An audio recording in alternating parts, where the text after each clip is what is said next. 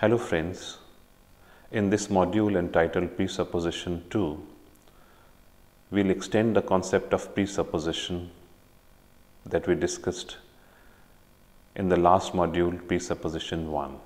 If you remember, in the last module, we introduced the concept of presupposition.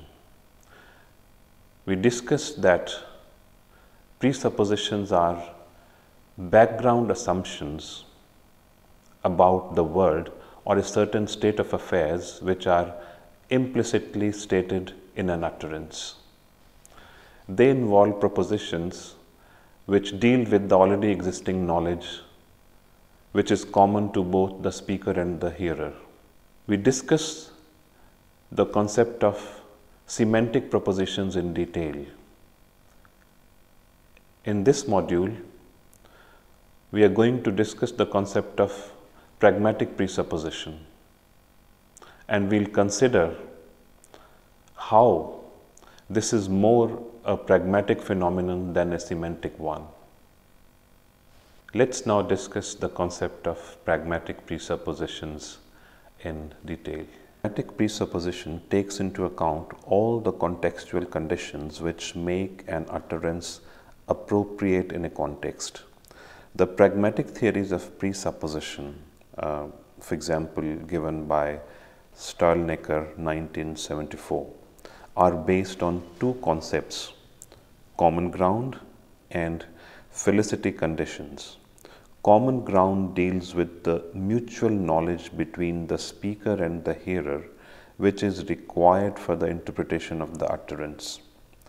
The Felicity conditions obtain when every proposition signifying common ground is true in a set of possible contexts. In the introductory section of the last module, we talked about the importance of common ground between the interlocutors. See, for example, propositions 2 to 7.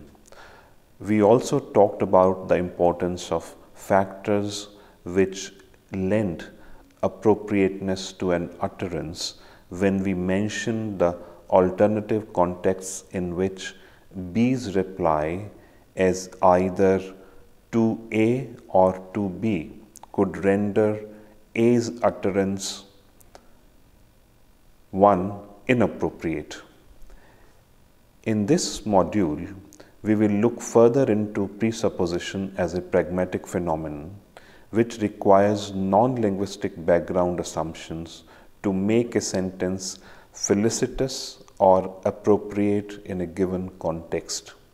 We will see how it is not enough to understand presupposition solely from the standpoint of a semantic theory of presupposition, which associates a presupposition with the linguistic items only.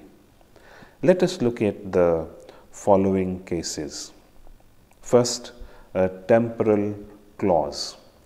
An oft-cited example in this is the use of the verb die with the adverbial clause of time before.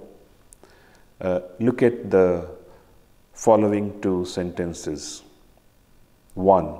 She died before she finished writing her novel. 2. She suffered from a lot of illnesses before she finished writing her novel. Whereas the sentence, she died before she finished writing her novel, presupposes that she didn't finish writing her novel. Sentence 33, whereas the sentence, she died before she finished writing her novel, presupposes that she didn't finish her novel.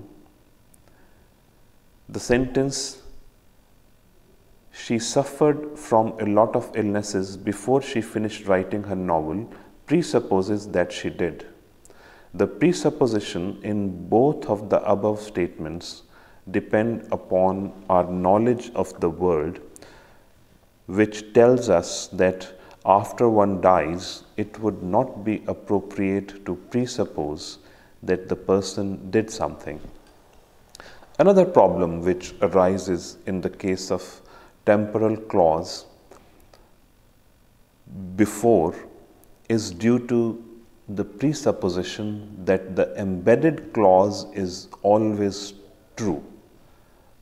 See structural presuppositions in module 4, for example. However, look at the following two utterances. 1. She ate the dinner before the guests arrived. 2. She apologized before she got angry. Here, the sentence, he ate the dinner before the guests arrived,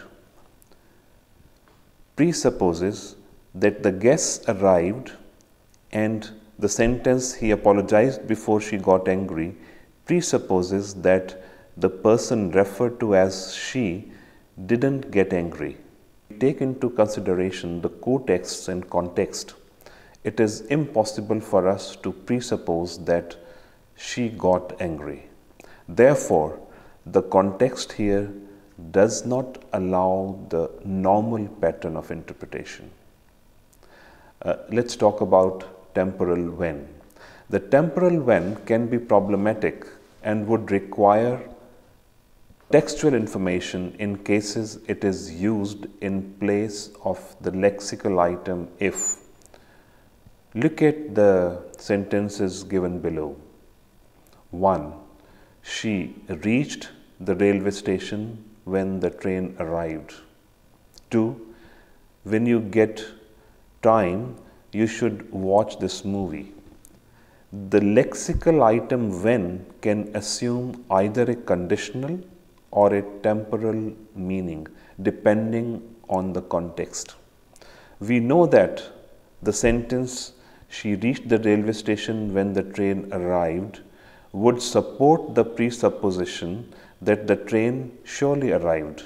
However, it would be inappropriate in the sentence, when you get time, you should watch this movie, to presuppose that the referent of you will necessarily get time. This is because in the sentence, she reached the railway station when the train arrived, when functions as a temporal clause, but in the sentence, when you get time, you should watch this movie, it functions as a conditional. Let's now talk about change of state verb. Another noteworthy case is the use of change of state verb keep. Look at the following utterance exemplified in Grundy 2000. Keep running. This directive can be used in two contexts. 1. Where a runner has stopped and the coach commands him to resume the action. 2. Where the coach shouts keep running in order to motivate the runner, or simply command him to continue the action of running. The first involves the presupposition that the runner had stopped before. However, the second involves the presupposition that the runner had been running continuously. Therefore, here, the knowledge of the context is important to identify the presupposition. Let's now talk about contrastive stress. Contrastive stress can trigger a presupposition which is pragmatic in nature. Citing Lakoff, Grundy 2000 points out that the utterance, John called Mary a Republican and then she insulted him, presupposes that it is an insult to be called a Republican.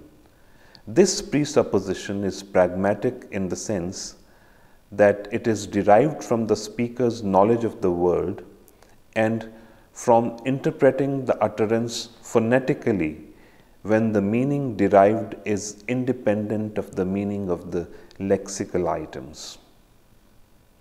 Let's now move on to diffusibility.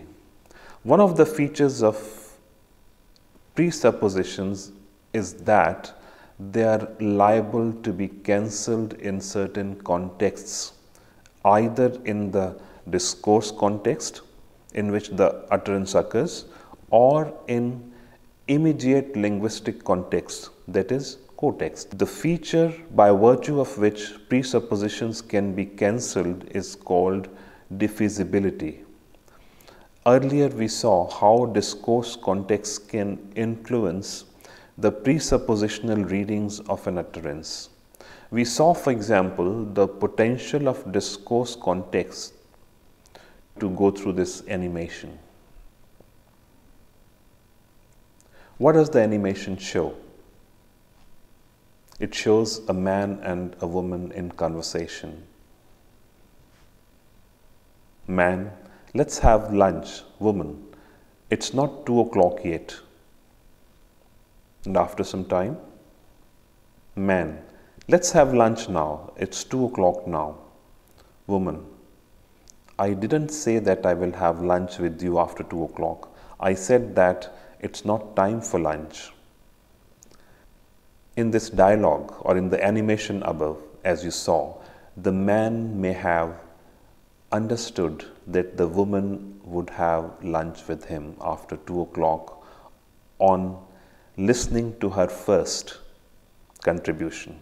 However, in her second contribution, the woman cancels her first implicature.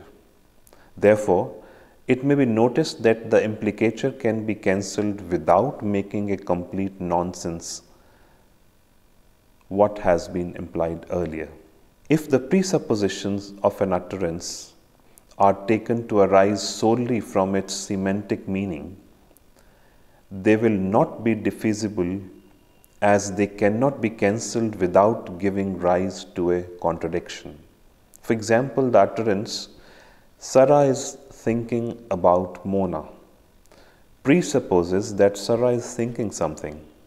This presupposition cannot be cancelled or taken to mean that Sarah is not thinking something unless it challenges the truth conditions of the utterance.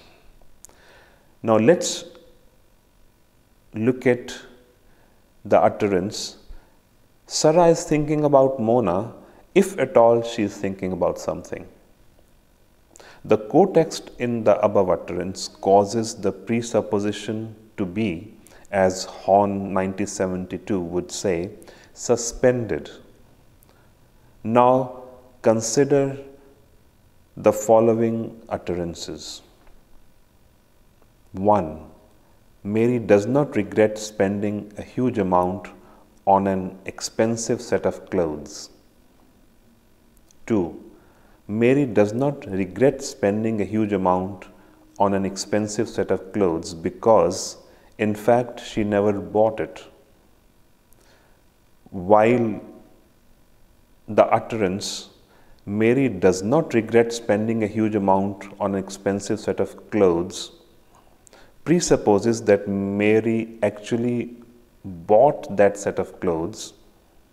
The utterance, Mary does not regret spending a huge amount on an expensive set of clothes because in fact she never bought it, cancels that presupposition. Therefore, we can see how the standard understanding of semantic presupposition as the one that survives the negation is not only problematic but also simplistic. Let's now talk about projection problem. It was originally held that the set of presuppositions of a complex statement is a sum of presupposition of the parts of that statement. However, this was soon discovered to be problematic. In certain cases, the presupposition of a phrase or a simple sentence does not survive after that phrase or simple sentence becomes a part of a more complex sentence. This is called the problem of projection, wherein the presuppositions of some phrase or simple sentence do not get projected up to the more complex sentence after becoming a part of it. Kartinen, 1973, lists 3 types of expressions with different abilities to generate presuppositions in an utterance, namely holes, plugs, and filters. Holes allow the presupposition of constituent parts to project or pass up to the whole sentence. Examples of such expressions are factive verbs whose presupposition survives in negative, modal, factive, and disjunctive contexts. For example, the factive verb regret will presuppose in each of the following sentences that the referent of he killed the burglar. 1. He regrets having killed the burglar. 2. He doesn't regret having killed the burglar. 3. It may be that he regrets having killed the burglar. 4. If he regrets having killed the burglar,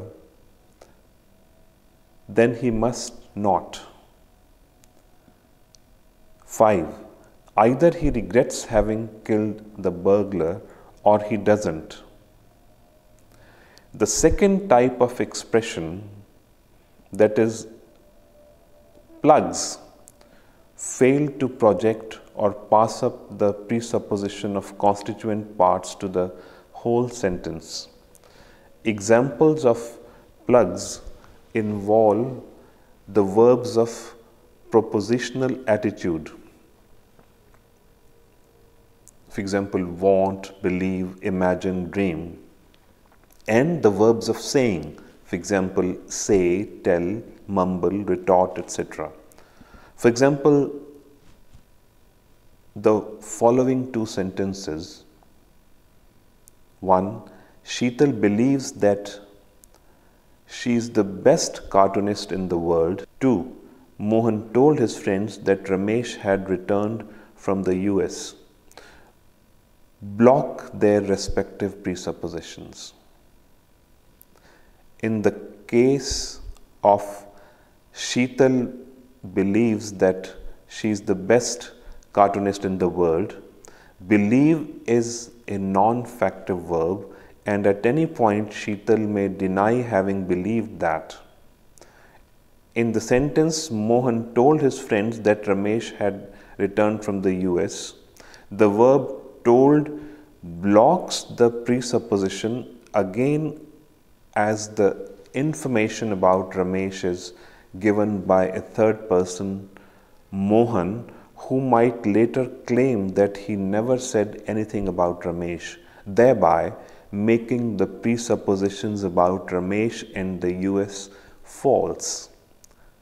Other cases in which the presuppositions fail to project are those in which presuppositions are either suspended or negated. Some linguistic contexts block some presuppositions and allow others to project.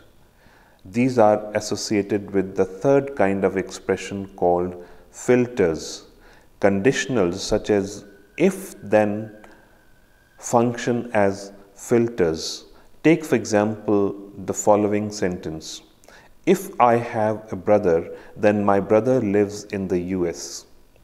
The presupposition of the above sentence is blocked because its consequent contains a presupposition trigger, my brother, which presupposes that the referent of my has a brother.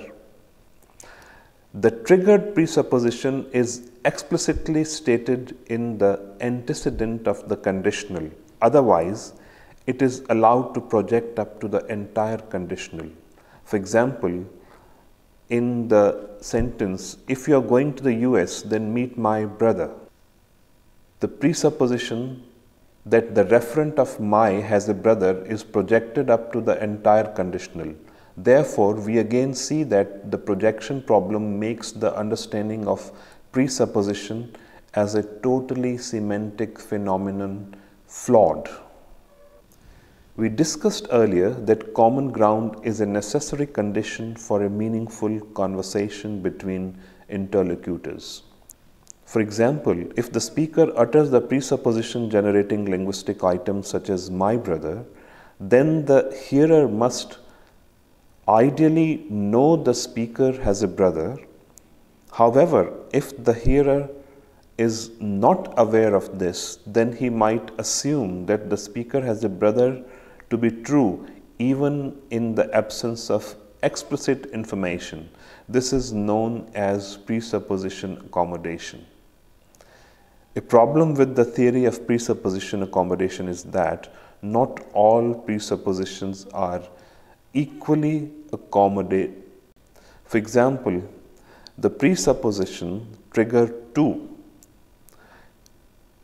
The sentence Vikas too arrived late triggers the presupposition that someone else also arrived late with no further information on who else arrived late. This makes the presupposed information vague. Semantic theory of presupposition cannot explain certain things. So friends, after this module, I am sure you are aware of how presupposition is more of a pragmatic phenomenon than a semantic one. Thank you.